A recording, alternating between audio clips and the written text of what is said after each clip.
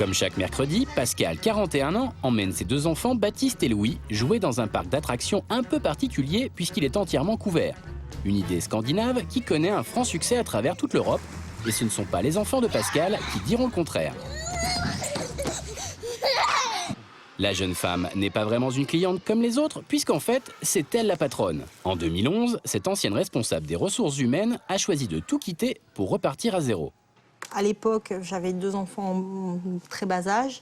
Donc pour moi, ne pas pouvoir les voir grandir était quelque chose de très frustrant. Je voulais trouver quelque chose qui puisse me permettre d'intégrer mes enfants dans ma nouvelle fonction. Travailler tout en s'amusant, un rêve qui séduit de plus en plus de Français. Comme Pascal, ils sont plus de 150 en France à avoir créé leur propre parc d'intérieur. Un pari qui peut sembler un peu fou, mais pas tant que ça. En ces temps de crise, les parcs d'attractions ont étrangement le vent en poupe et 50% des Français s'y rendent au moins une fois par an. Mais qu'est-ce qui pousse ces petits poussets du secteur à se lancer dans une telle aventure? Le bonheur est-il vraiment au rendez-vous? Nous nous sommes rendus dans le sud-ouest de la France pour rencontrer Michel.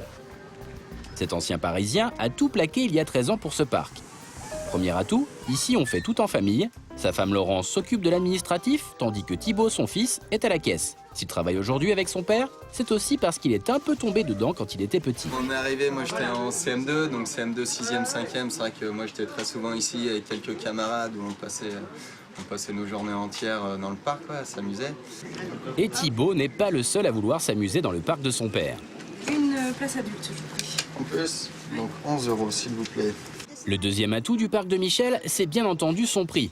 Avec une entrée adulte à 11 €, son parc ne désemplit pas et pour cause, c'est 3 à 6 fois moins cher que dans les grands parcs d'attractions. Alors c'est sûr, pour ce prix-là, ne vous attendez pas à vivre le grand frisson, mais le public, lui, a l'air de s'y retrouver. C'est pas trop cher et c'est accessible pour tout le monde et il y a beaucoup de terrains de jeu pour les enfants.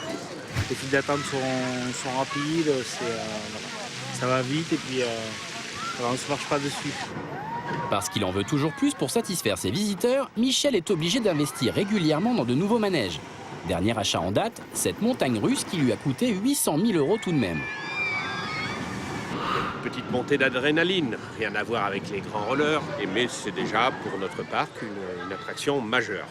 Avant de devenir les propriétaires de ce parc d'attractions, Michel travaillait dans l'automobile et Laurence, sa femme, était secrétaire. 2 univers à l'opposé de celui du divertissement.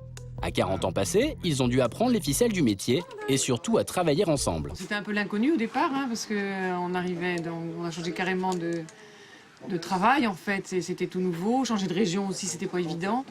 Dans leur ancienne vie, le couple avait des horaires fixes et les soirées libres. Avec un parc d'attractions qui fonctionne à plein régime d'avril à novembre, les temps morts se font désormais plutôt rares. On n'a pas beaucoup de temps pour nous, c'est tous les jours, voilà. Mais bon, c'est notre parc, c'est notre bébé, donc on a envie de toujours avancer. C'est un plaisir de venir travailler, quoi, voilà.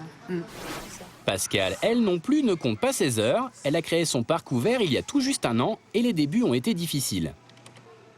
C'était difficile parce qu'à la base, ce n'est pas mon métier. Donc, quand on apprend malgré tout des nouvelles choses, il faut un petit temps d'adaptation.